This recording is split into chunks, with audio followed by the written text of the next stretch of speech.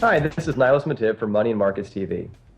I consider I-bonds to be among the best ultra-conservative investments, and I've told my Income Superstar subscribers to diversify into them. The one feature of I-bonds is that their yields change twice a year. And since the interest rate just reset, I thought it'd be a good time to re-examine whether I-bonds are still a good investment. As you might remember, with I-bonds, you earn interest that is comprised of two components: a baseline interest rate and an inflation adjustment. The baseline rate, which sticks with the bond for its entire 30-year lifespan, is still zero, and that's unlikely to change for a while.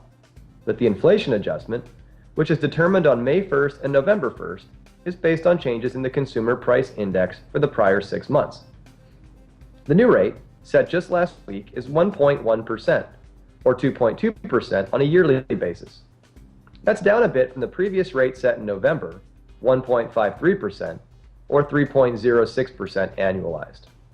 The new numbers mean that if you buy I-bonds today, you'll get a return of 2.2% for your first 6 months of ownership, before the rate resets in November.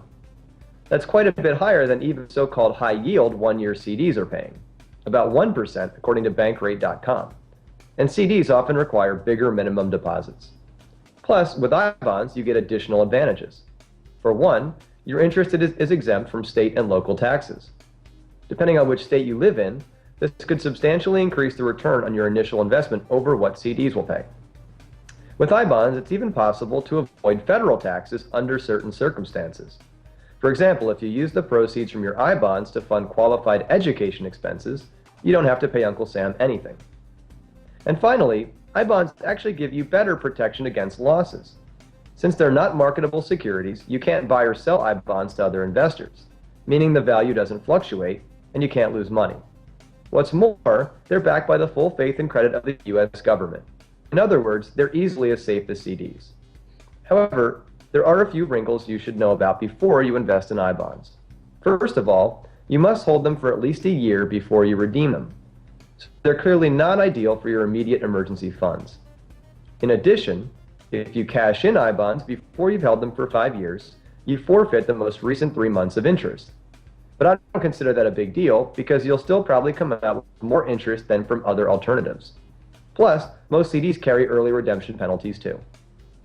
Other fine print includes the fact that you can only buy $10,000 worth of electronic I-bonds per Social Security number per year.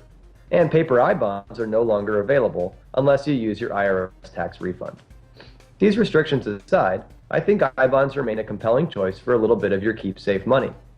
For more information or to buy I-bonds, just visit treasurydirect.gov. I'm Nilus Mattive for Money and Markets TV. Thanks for watching.